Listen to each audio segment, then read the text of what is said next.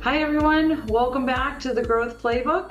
Here is part two of the Bitcoin discussion with Dr. Alan Beaulieu and Ryan Tansom from Independence by Design.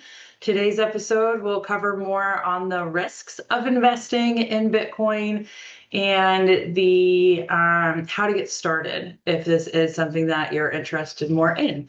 There's certainly lots of questions that I have that as I have yet to engage in the conversation, and so I'm sure we'll be building out more of a Bitcoin series and including more episodes on the subject in the future. So stay tuned as we jump back into the conversation with Alan and Ryan. All right, so Dad, Ryan, question for you both. Is Bitcoin more of a technological innovation or an economic revolution from your perspectives? Can I go first, Ryan? Absolutely. Let's hear it. Okay. I wouldn't use the word revolution so much as evolution, because I was thinking about that, Kim, because I mean, what we've used for currency has changed through time, and that's been as technology has changed. So I think this is just a another evolution, not a revolution, because revolution is violent, but this is evolution. I'm sure there's been some spats over history that have to do with money, but That's true.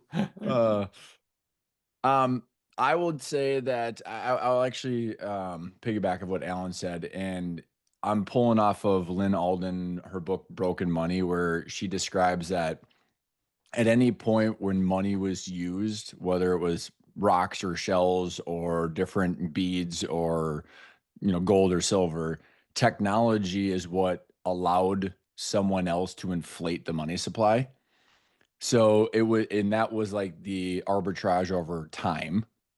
And so gold always ended up becoming the soundest money because it was like 1.5% supply growth, no matter what kind of technology came out. And so Bitcoin's technology and how it's structured keeps it sound and no inflation. So I would also agree with Alan saying it's an evolution of different forms of money over time. And now because of servers all across the world, we now have the ability to have something like Bitcoin. Yeah, I agree. You made me think something pretty, for me, interesting. You this may get edited out. This purely dystopian.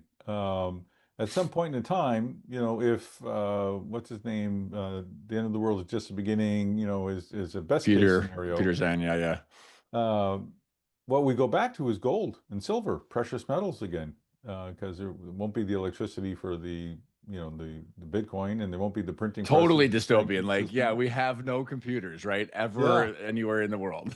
Yeah, so you would go back to copper, nickel tools and labor as being your tools, which is, to your point, the lack of technology brings us back to the foundation, hmm which is hmm which is kind of cool. And it's not going to happen, I don't think, but it's interesting to think if it could happen, the economy doesn't stop. The fundamentals of the economy are still in place. It's just a Right. different measure of transfer of wealth. Well, I think what's fascinating is that Bitcoin allows, like, I'm not going to, Kim, you and I do collaborative work together. I'm not going to cart you a cart of gold. And then you're going to melt it down and check it to see if it's gold. So that's where the, banks came into being. And then they were like, hey, maybe we should like loan against this and fractional banks. And blah, next thing you know, you get the centralization. And now Bitcoin allows for that hardness and like the lack of the inflation because it's fixed. But you and I can transport that value across the internet as long as the internet is still up and Yeah. running. I'm going to make a note though, buy gold in case, the more depressed I get, the more gold I should buy in case it all does fall apart. So, I've got some gold too, Alan. Gold guns and and bourbon, This goes gold back to the guns and beginning of gold our bourbon. guns and call. bird. Yeah, I was telling Kim it's my second version of my 2030 plan. Right, this is like it's a different type of insurance policy. Hey, I'm moving to Kim's house because her place is I ready for told me. you. I know, right? Gardens. I got a drop pin. I know where she lives too. It's just a little bit of a hike. And we can bring, never mind, I shouldn't say the last part about horses. So let's go on. All right, so next question for you both is, do you see Bitcoin, that this kind of plays into it a little bit, as a permanent fixture in the global economy or a transitional phase towards something else? I went first last time. If you want to go first this time, Ryan. Um, I don't know. Is probably the best way to answer that. The network effect, I think, has been visible. The fact that we're here talking about Bitcoin means that there's been some sort of escape velocity, and as people agree on a exchange of value and a store of value, it's very difficult for someone like, I mean, the best example I was able to I heard was if you were to copy Wikipedia and like literally copy the entire website and put it somewhere else, you could still have that, but like all this, but the current Wikipedia with all the backlinks and the evolution of it is just more valuable because of all of the connections. And so like I think there could be something that is like Bitcoin. I mean, like the technology is available, so you would just have to have everyone adopt it.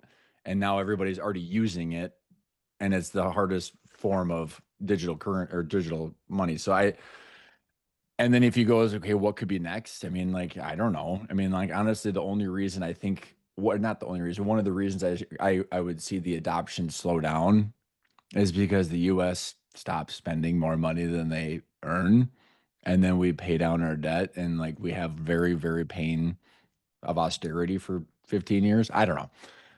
Because like then our money would be worth something. Dan, what are your thoughts? I think I'll be dead by the time something else comes around, so it'll be fine. Opting out of that question. That's fantastic. That's definitely a you We'll and leave it to Ryan Different way of Ryan to figure pleading out. the fifth. That's great. All I right, used so to it's have all that on you, countdown clock to my Ryan. retirement. Now I have a countdown clock to my actuarial time of death. So it's Alan, I've got up here. You ever seen that poster, My Life in Weeks? no. So I've given myself to 90 years old, and every box is a week, and I check off the boxes. And Oh. my wife thinks I'm a total insane lunatic. And I'm like, well, it makes me value every day because this is what we have. I don't know. Gives context. She doesn't think so, but Well, I one think that doesn't would drive preclude Ryan the other. crazy. So It's true too. oh, funny. Oh, all right, so let's see. I'm gonna get a little bit more specific then, just for some questions that I had that were not answered in our first two episodes. So one of which was, what are the most promising real world use cases for Bitcoin today beyond investment?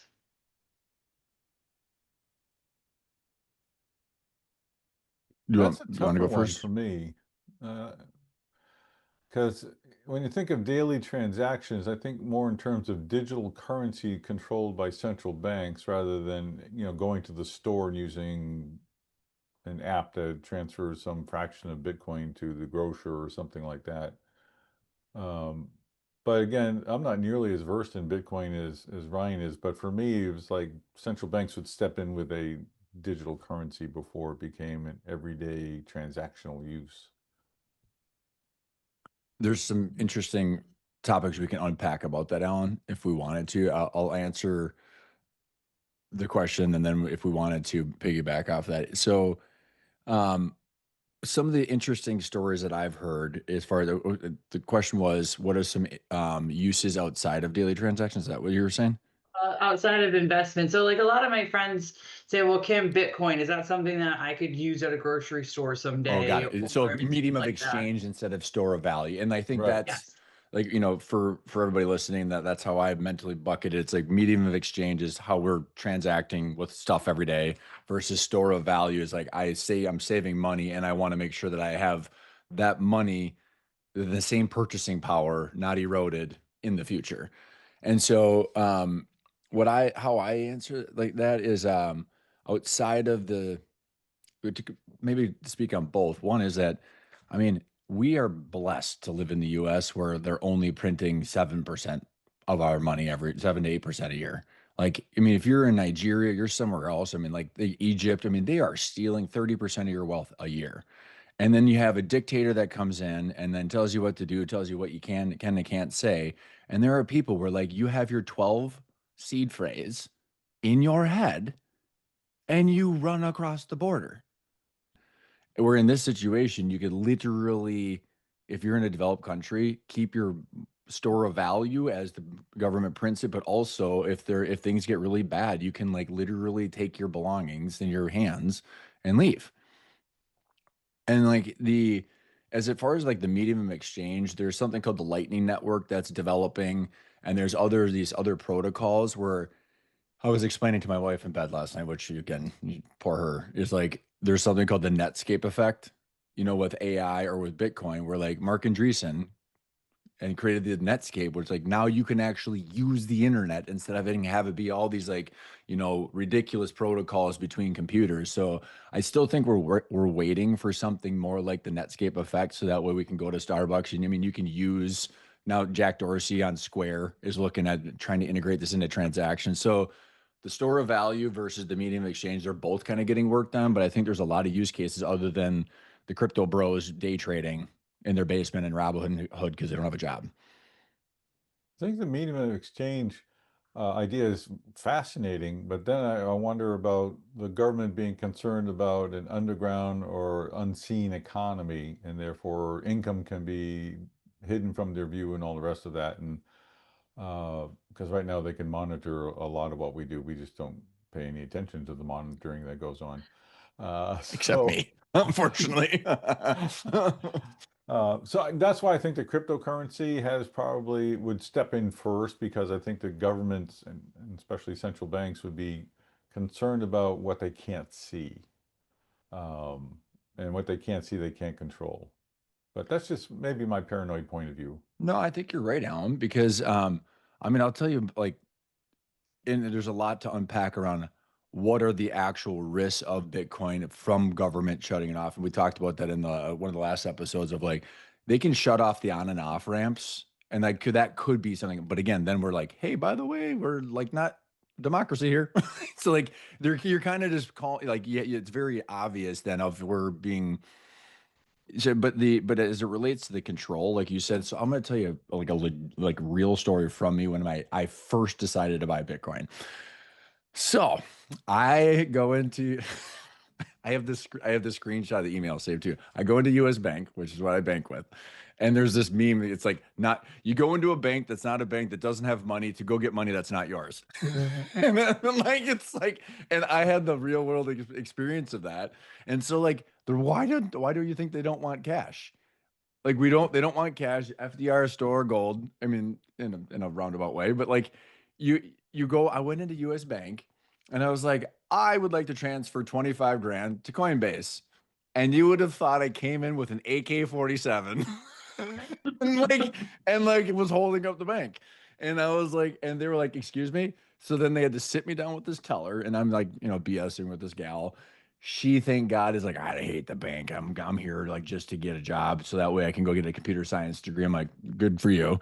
And then she's like, okay. So I've got the Coinbase routing number because it's just like any other exchange, like Fidelity or Charles Schwab's. I go in there and I'm like, okay, I want to take my $25,000 and wire it to my routing number with Coinbase. She's like, we can't do that unless you answer all of these questions. And I'm like, okay. She goes, first question, who told you to do this? And I was like, what? And I was like, me. I've like educated myself, read lots of books. And she's like, no, we need a person. We need to implicate someone. I'm like, are you serious? And I was like, well, actually, I have my Series 65 from, 10 years ago. And I'm like, I actually understand investing. She's like, no, but we need someone else. Like, did a financial advisor tell you to do this? Or like, who would you do this? I'm like, well, there's all these books. So, anyways, finally I implicated one of my best friends. I just put his name down. I was like, if you get a call, by the way, it's your fault. So then they were like, why are you doing this? And I was like, because of the fiat system and you guys print too much money and you don't actually have any cash in that vault and you're stealing my wealth. She goes, for your sake, I think we shouldn't put that. And I was like, I agree. And I said, I felt good to get it out. I said, diversification in quotes. Got it. Okay. So then she went through all these questions, Alan and Kim, and then she wires it and she's like, it's going to be stopped by the back office even though it's my money. I went through, answered all those questions. US Bank sends me an email from some random woman named Susan. It was like, Ryan, we stopped this because we were concerned and we Googled you in verbatim in the email. We Googled you and determined that you understand the risks of what you're doing. So we're going to approve your bank wire. And I was like, F off. I can't get more money onto my cold wallet of Bitcoin fast enough after that experience. That's Oh, one. I wonder Yeah, how it's like much of it's the not your money. And so like Alan, to your point, like I think that all like they already even the CBDs and the stable coins, I mean, they already know everything at this point. So then the question is, are they going to shut off Coinbase and Robinhood and the on and off ramps? Because like, and there's an argument like the swell now with the new crypto framework that Saylor and Sid David Sachs have put out. Like that was one of my biggest concerns about the two different administrations of like, are they going to shut this off or not? And I feel like the cat's out or the everything's out of the box now. Where it's like I don't know if you could back out of this in 3 years or not. Any thoughts on that? No, I haven't thought about it yet, but I can see where they can freeze make it difficult to get it back out. And what was on my mind though, Ryan, or is on my mind, is that the 25,000. I bet you if you had said $9,900, it wouldn't have happened. Because you know as well as I do from your Series 65, anything 10,000 or more is laundering money, Yep, and that yep. triggers all kinds of alarms, bells, and whistles, and Totally agree. And like and I actually well because I remodeled my house and I paid in cash because I was able to get a discount from my remodeler because whatever he wants his cash. Back to the whole reason they don't even want us to have cash. They want like the CBDC. I think we already have a CBDC. They already track everything. So like this whole argument of like CBDC versus not is kind of a moot point in my opinion. And I went in there and I asked for $9,900, and she's like, "You need to tell us ahead of time because." And this is a different time at US Bank in order to actually have that money ready. I'm like, you have an HP printer right behind you. Can you just use that? And the people next to me started laughing. Uh, oh well. It's yeah, you're right. I, uh, really quick. Promise, Kim, 30 seconds. A friend of mine, good friend of mine, used to work for the IRS, and he had somebody come over his house to do some work, and the guy said, "It's this price, but I can reduce it to this if you pay cash." And my friend Ted said, uh, "Could I just ask you your social security number? Because I work for the IRS, and this could prove interesting."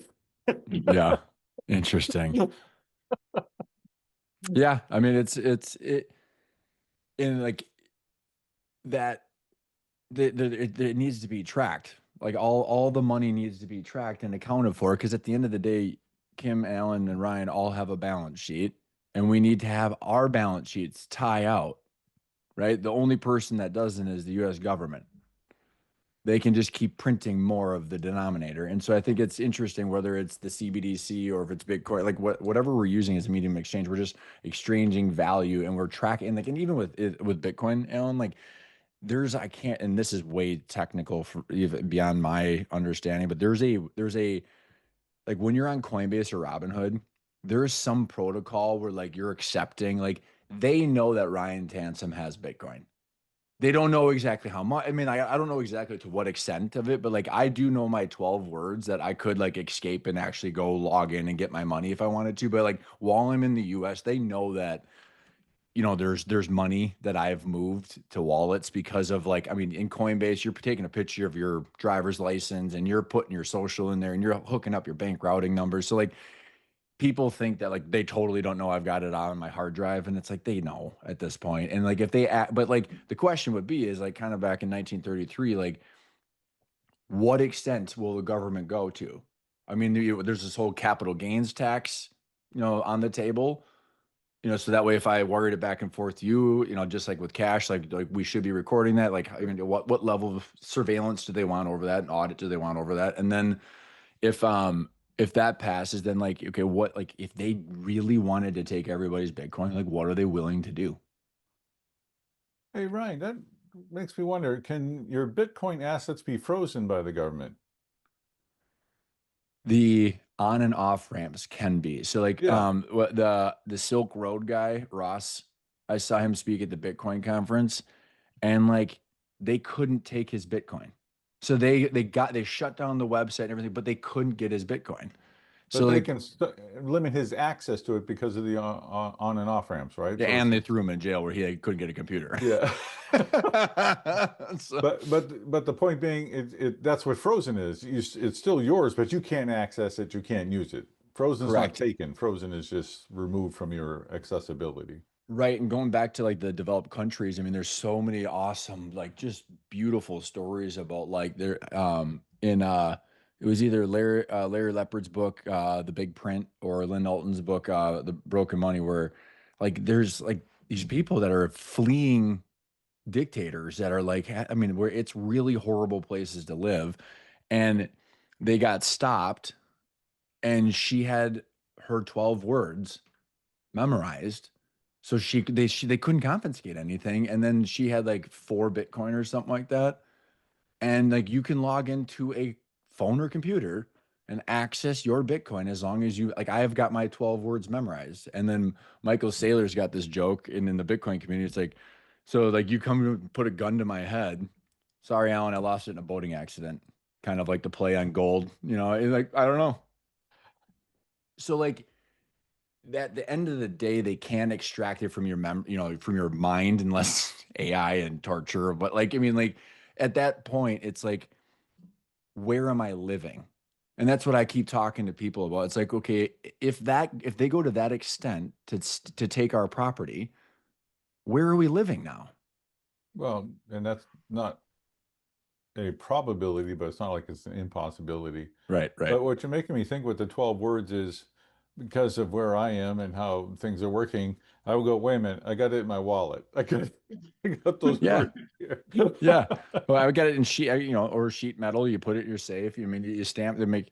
I mean, there's that guy. I mean, the infamous story. I mean, like he literally is buying the landfill because he's got like I think it's now $750 million worth of Bitcoin on a hard drive, and it's the equivalent of like the boat sank at the ocean, right?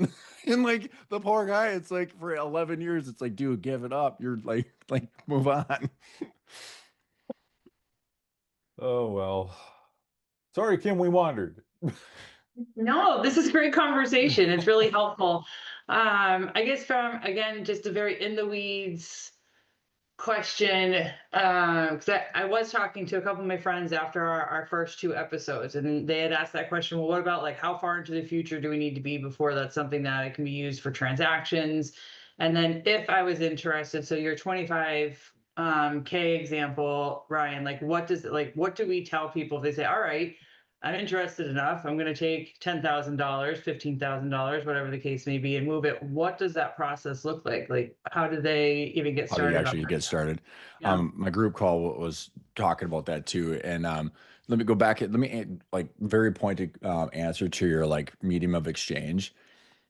Like a store of value, like I don't break off a piece of my shingles to go buy a cup of coffee. Yet I've got hundreds of thousands of dollars of equity in my house. Same thing with people that are real estate investors. I'm like, we will need fiat for a medium of exchange for probably a long time. And with stable coins, we're going to have more of the dollar as a medium of exchange. But, and Alan, you might remember this. I always get all the different like rules of thumb, but is it, um, oh my God, I'm totally blanking on it. It's where good money drives out or bad money drives out good money. Where like the reason that everyone's using the dollar because they're getting rid of the dollar while they're hoarding actual assets. So I can't remember what that phrase is, but like I think that we're going to be using dollars for a long time. Like I'm going to keep my Bitcoin, I'm going to keep my house, I'm going to keep everything, and like whether you do margin loans against it and use dollars to do your coffee exchange, like so I think like and until there's a like a good app for it. But does that directly answer your question? Yes. Yep. But you And also then asked this, about the on-ramp. How does one get started, yep, right? yep. So Coinbase, Robinhood, I mean, there's all those basic app, the apps out there. So like, I'll tell you exactly what I did, and then I'll tell you the risks. And Alan, I want you to question like kind of understand the risks if I can get this out appropriately. So like Coinbase, because this ties into like the FTX collapse and people's kind of misconceptions of that. So you go into Coinbase and you literally plug in your, driver's license, your bank, like, so US Bank, whether they like it or not, my checking account, my debit cards are like hooked up to Coinbase. And so like, sorry guys. And now again, with the crypto framework, all these banks are getting hooked up into that. But like, so Coinbase is one of the most reputable ones out there at the moment, or Robinhood. And you could say, okay, well, Coinbase, I would like to like create an account, and it's August. The you could go in there and say, okay, I would like to hook up to, so that way I can trade. I mean, it's an exchange, just like Fidelity, just like Charles Schwab or whatever. And like I would go in and collect or click BTC for Bitcoin, and then it would say, well, how would you like to buy it? My debit card, my credit card, or my checking account? And Coinbase also, like, I don't know if this is where like there's algorithms involved, because like I think they only, when I first started, it was like, and the reason I went in it for 25 grand is because like it like only allowed me like $1,000 every 3 days, because you have to go through Amex or all the different intermediaries who are all skimming off the top, and it's like, well, so it would be like 4 days to settle to get your grand, or like $1,500, and then over time they allow you to buy more and more. Like I can buy 15 grand a day or something like that now, but I wanted to go in there and have a bank wire, so that's why I went into US Bank versus just actually, because I wanted to get the price that it was at. So I was like more concerned about like, I want to get more than 2 grand right now at this price, which is why I went and risked the money laundering thought process. But so it's really like it is as simple as like with Charles Schwab or Fidelity, is like you can go in there and just hook up your bank accounts and then go in and buy Bitcoin. And then you're like, and like that transaction with Coinbase is locking in with your transaction receipt. You bought $100. So like both my daughters have bought Bitcoin. So they took $100 and it was 0.0004177. That's how much Bitcoin they have. So right now, that's what Coinbase says, is like you have that much Bitcoin. The dollar changes and fluctuates, but you have that much Bitcoin. It's a fixed number. Then it stays on Coinbase. So like you have money on Coinbase, and you have a certain amount of money on Coinbase. Like you could log in on mine and see that I've got about 0.3 that I keep on I swipe everything else off of the exchange, but like I keep it on there, and there's money in my Coinbase account. There's a certain number of Bitcoin, and it, the dollar that changes every day about how much that's worth. But then you could literally, Alan, you could go in there and say, convert back to cash instantaneously. I could send it to Kim. Well, folks, that wraps up our first round of conversations between Alan and Ryan. I hope you found it insightful and helpful in demystifying some of the myths that surround the topic. And stay tuned for future episodes where we will continue unpacking Bitcoin and asking additional questions of Alan and Ryan. Thanks for joining. And as always, don't forget to like and subscribe.